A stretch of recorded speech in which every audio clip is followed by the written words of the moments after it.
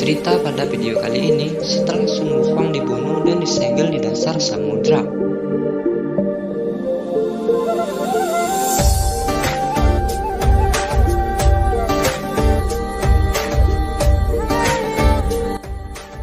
Kemudian api suci itu diserahkan kepada Raja Langit sebagai akhir dari tugas mereka.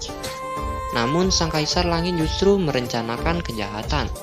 Demi kepentingan dirinya sendiri, bahkan putrinya ia buang ke dunia bawah setelah putrinya mengetahui rencana jahatnya tersebut.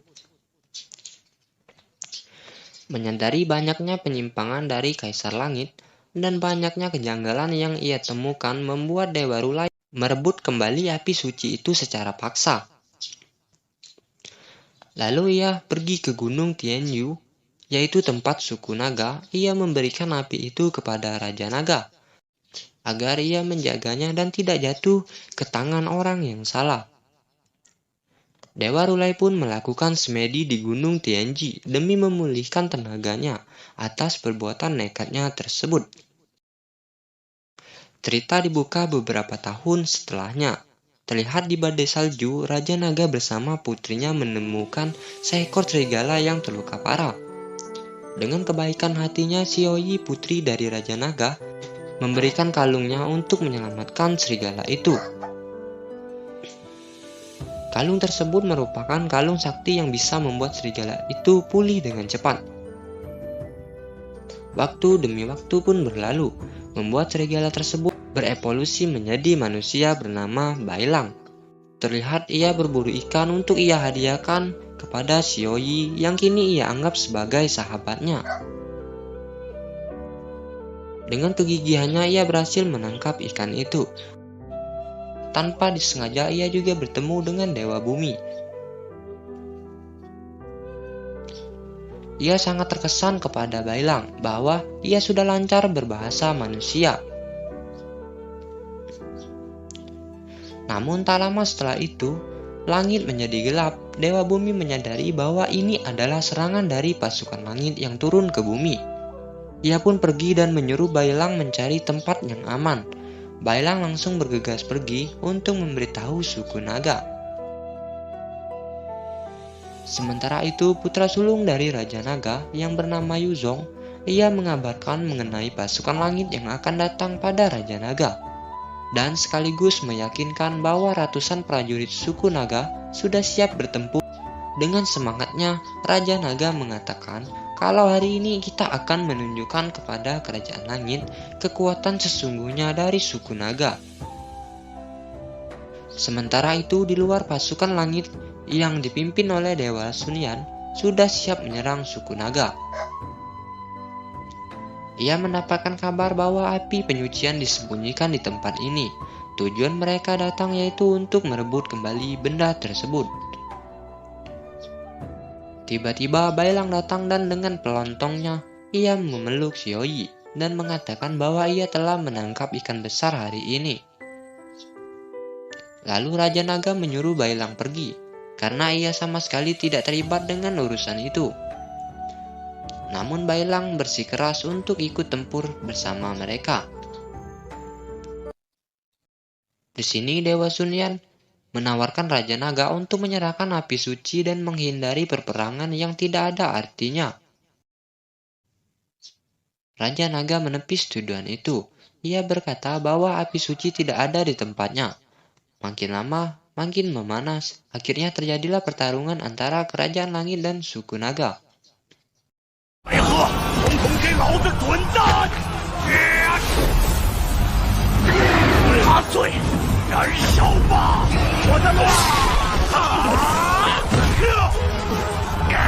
Ronde pertama dipimpin oleh Raja Naga. Dia dapat dengan mudah mengalahkan pasukan dari kerajaan langit. Begitupun dengan Yuzong, dengan kobaran semangatnya yang berapi-api. Sampailah akhirnya Dewa Sanxin, dewa yang menjadi tangan kanan dari Kaisar Langit, menyuruh Dewa Sunyan segera menyelesaikan pertempurannya. Dewa Sunyan adalah dewa yang memiliki kekuatan tempur yang sangatlah kuat. Dan benar saja, setelah Dewa Sunyan masuk ke dalam pertempuran, keadaan pun mulai berbalik. Ia berhasil mengimbangi kekuatan Raja Naga. 奇经对你并没有用处，你只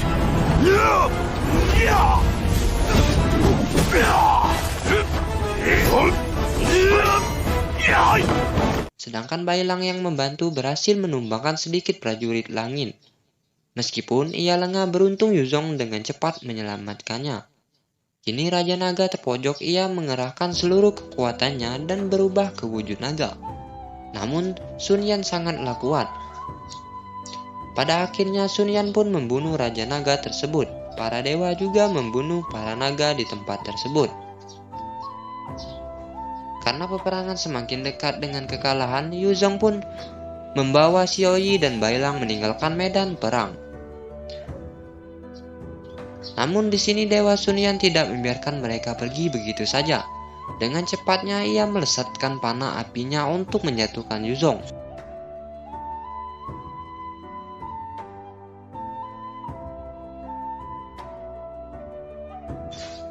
Panah tepat mengenai Yuzong dan mereka pun terjatuh ke hutan. Menyadari nyawanya sudah di ujung tanduk, Yuzong menceritakan tentang keberadaan api penyucian itu. Ternyata api itu adalah Xiaoyi, putri dari Raja Naga. Dari awal Raja Naga memprediksi bahwa hari ini akan tiba. Ia mengubah wujud dari api penyucian untuk menyembunyikan dari Kaisar Langit. Ini Yuzong mengembalikan wujud asli Xiaoyi dan menyuruh Bailang untuk mencari Biksu Tong demi mengembalikan api suci itu ke tempat asalnya agar tidak jatuh ke tangan yang salah. Tentu saja kita masih ingat bahwa Biksu Tong adalah seorang biksu yang memimpin Wukong dalam perjalanan ke barat. Demi mengambil api penyucian tersebut, setelah itu Yuzong memberikan kekuatan roh naganya kepada Bailang sebelum tubuhnya hancur. Kini Bailang memiliki kekuatan naga dari Yuzong, namun ia masih banyak membutuhkan pelatihan guna untuk memaksimalkan kekuatannya.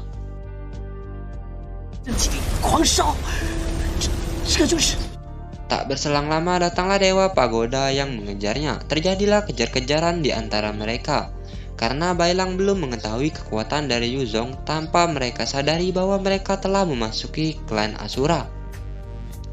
Klan itu berisi siluman kuat dan kejam, dipimpin oleh siluman yang bernama Rahu.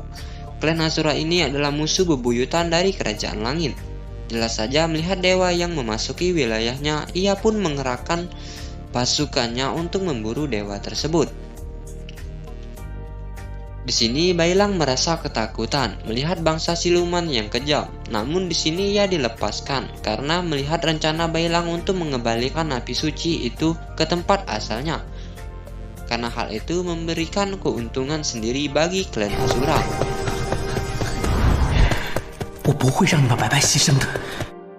Di sisi lain, Dewa Sanxin telah mengetahui api penyucian yang dibawa oleh Bailang. Ia pun memerintahkan salah satu anggota Jinggang untuk mengambil benda tersebut.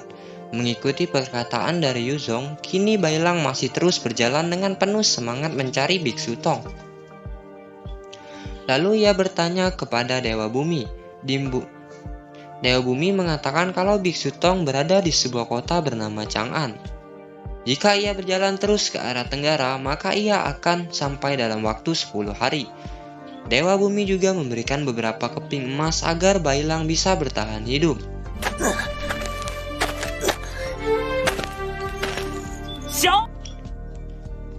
Dan sampailah ia di kota Chang'an. Di sini ia kebingungan karena ia tidak pernah melihat wajah Biksu Tong sebelumnya. Ia kemudian mampir ke kedai Pak Cik Zu untuk membeli makanan, menggunakan kepingan emas yang telah diberikan Dewa Bumi kepadanya. Para pedagang pun rebutan menawarkan dagangannya kepada Bailang. Beruntung ia bertemu pedagang yang baik dan memberitahukan bahwa Biksu Tong berada di rumah tersebut. Bailang pun bertemu dengan Biksu Tong, namun Biksu Tong nampak terlihat tidak ada semangat sedikit pun. Bailang memohon bantuan kepada Biksu Tong agar ia dapat melakukan perjalanan kembali ke barat demi mengembalikan api penyucian ke tempat asalnya. Namun ucapan dari Bailang membuat Biksu Tong emosi. Ia teringat traumanya di masa lalu yang menyaksikan kematian muridnya di depan matanya. Waktu itu saat menyerahkan api penyucian ia mengabaikan peringatan dari Wukong mengenai firasat buruknya. Serta ia sama sekali tidak bertanya apapun dan pergi begitu saja. Ia melampiaskan emosinya dengan menghajar Bailang, meskipun Bailang mengatakan bahwa ia tak ingin api penyucian jatuh ke tangan yang salah. Hal itu juga mengingatkannya kepada perkataan Sun Wukong. Tak berselang lama, datanglah salah satu anggota Jinggang yang diperintahkan untuk menangkap Bailang. Ia membawa 2 anak buah yang langsung ia perintahkan untuk menangkap Bailang. Sudah pasti Bailang melakukan perlawanan dan tak ingin menyerahkan api penyucian tersebut. Di sini Biksu Tong terdiam sunyi.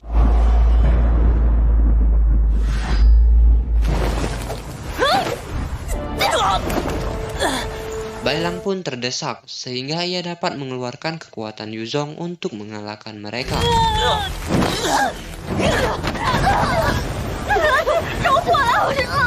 Karena muridnya sudah KO, maka Jinggang turun tangan langsung.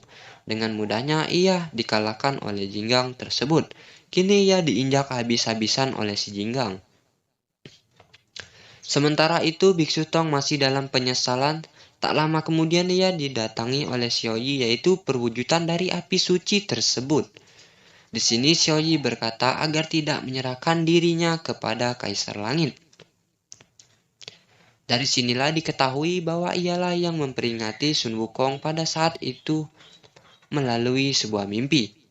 Namun Biksu Tong menganggap kalau itu adalah sebuah iblis yang akan mengecoh pikirannya, dan pada akhirnya ia menyesal sendiri.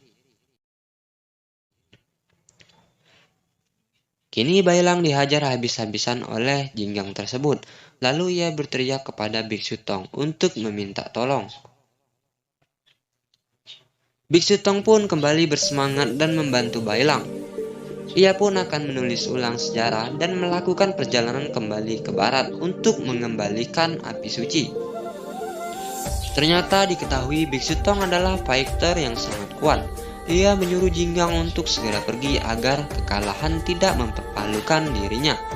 Mendengar ucapan itu, Jinggang pun menjadi emosi. Ia mengeluarkan kekuatan maksimalnya. Begitu juga dengan Biksu Tong. Terjadilah duel yang sangat epik antara mereka berdua. 刘货色，以前我忍你是懒得。这该死的唐三藏！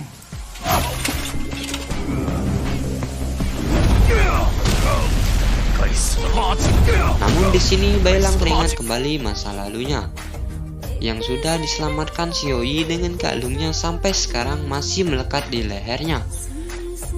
Ia juga sudah menganggap suku naga sebagai keluarganya sendiri. Tapi sayangnya suku naga telah dibantai habis oleh Kaisar Langit. Lalu memicu dirinya dengan mengeluarkan roh naga Yuzong sehingga mengalahkan Jinggang tersebut.